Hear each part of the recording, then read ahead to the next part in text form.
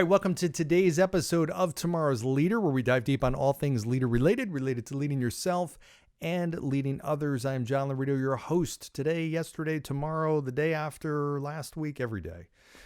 So I want to talk about a concept or a topic that I do get asked about. I was asked about recently about my feelings about this, and that was the topic of when you have a candidate for a position that is overqualified, clearly overqualified for the position. Are there any times you hire that person? And if so, what are they like? Or what circumstances would you hire somebody for a position that they are clearly overqualified for? I will be the first one to say that to me was always a very dangerous place to go. More times than not, I find and have found that hiring somebody who is overqualified for a position as expected does not end well or end up being a good decision.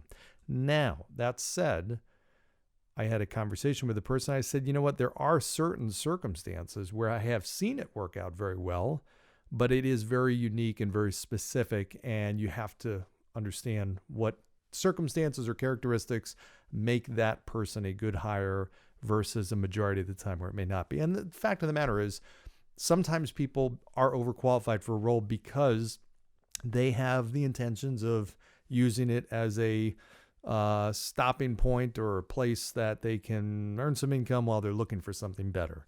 It may be that they just have short-term income needs that need to be solved.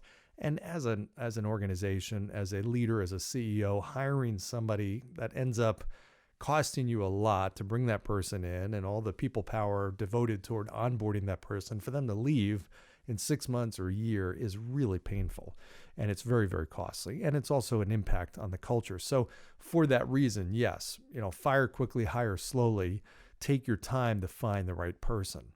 But that overqualified person sometimes can say all the right things. They certainly have a great resume. They get you thinking, wow, it would be terrific. And yeah, maybe there is this reason for whatever it is that they want to. Maybe it's our organization. It just attracts them so much. It appeals to them. They love our culture. They love me. They love blah, blah, blah. We can convince ourselves on that very easily. And oftentimes, again, we make the wrong decision and we get burned by that. But I have seen it work out. I have seen it work out very, very well. And what this really comes down to is really understanding what are the circumstances behind their decision or desire to want to take on this role and responsibility. So anytime I've been recruiting somebody or interviewing somebody, if they've been too eager for the role, that's also a red flag.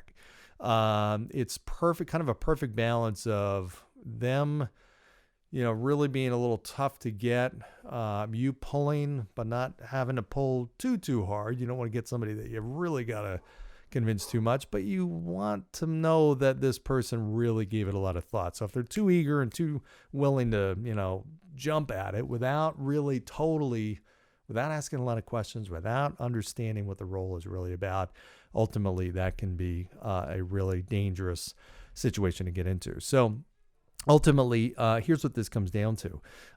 You've got to be willing to ask the right questions. You've got to be willing to have a conversation with this person about what is their motivation. What's the reason behind this? Why are they actually looking and willing to take a huge income cut or take a much smaller scope role or take a step back, as it seems, in their career? When I have seen this make sense, there is a reason behind it. I've seen individuals that maybe had a high level corporate responsibility and job that might have been very well paying, but ultimately was just having too much of a cost on them physically, mentally, family-wise, lifestyle-wise, everything. And I get that. I do get that. I understand that. But I really have to understand clearly that that's part of the reason that they're looking to take on a different responsibility.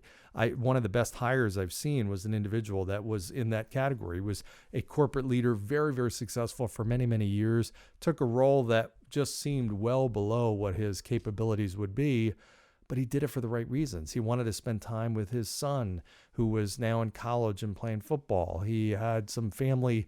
He wanted a desire to spend more and more time with his family. He had some outside passions.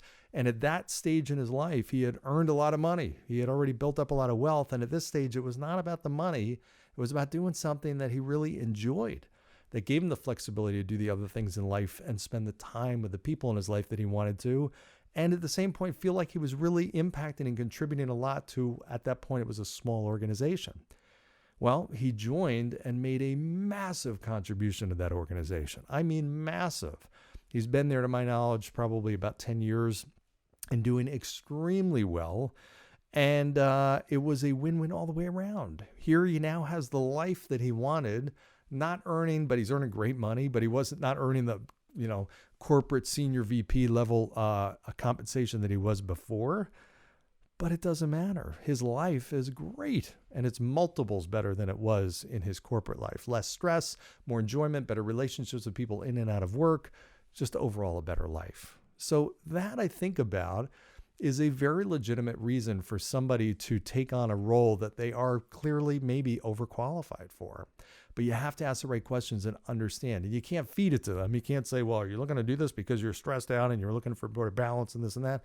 You have to just really understand what's their motivation. Ask them, what are the other roles that you're interviewing for right now? I always ask that question. I love asking that question. What other opportunities are you in the process of seeking out? If the other ones are really significant ones, and this is not, well, then I know there's a flaw in what they're telling me, or it's not lining up. I just did a podcast on your actions not lining up with what you say. What their actions are isn't lining up with what they're saying. They're saying they're looking for something that gives them less responsibility because they want more flexibility for other parts of their life, yet they're looking at other opportunities that are right in line with what they have been doing for the last decade or 2 decades. So those are the types of things that you really need to be able to ask. What I also think about is if this person, and this is critical, this person has to be crystal clear on what this role actually is. So even though that motivation makes sense, you have to paint the picture super clearly for this person of what this role is and what it's not. I never wanted somebody coming in saying, okay, hey, you know what? I'm going to take this role. It's well below what I'm qualified for, but I know there's a growth trajectory and getting in at this small company at the perfect time. And as it grows, I'm going to have more and more opportunity. If that's not reality, I don't want that to happen. I don't want somebody coming in feeling like this is going to be a stepping stone to be the COO of the company. If it's not, I want to know not just why they're taking it now, what's their short-term goals, but I also want to ask about their vision. Hey, if you came here to this organization and 3, 4, 5 years later, you were feeling great that this was the best decision ever, what's happened? Okay, what does this look like? Ask that question.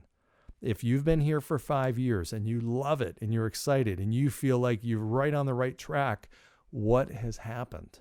Okay, that's not only a fair question, it's a very powerful question you're going to get a great answer to. Make sure that their long-term goals line up with yours. So if they say, hey, listen, I want to know I'm contributing to a company in a massive way, in a big way. I don't want a role that's got this huge scope and responsibility. I don't want a lot of people reporting to me. I want to know that what I'm doing is valuable. It's making a big impact. I want to have fun with it. I'm not looking to knock the ball out of the park with income. I've done that, been there. That's not my main motivator. I just want to have balance in my life, and I want to be part of an organization that I love, people I love. Okay, now I'm hearing the right things, and as long as their long-term goal is lining up with what this position entails, great. Now it's up to me to paint the clear picture. Hey, you know what? Here's what this role looks like. Here's what it is, and here's what it's not. Okay, so I'm gonna, if anything, probably overemphasize the negatives of it.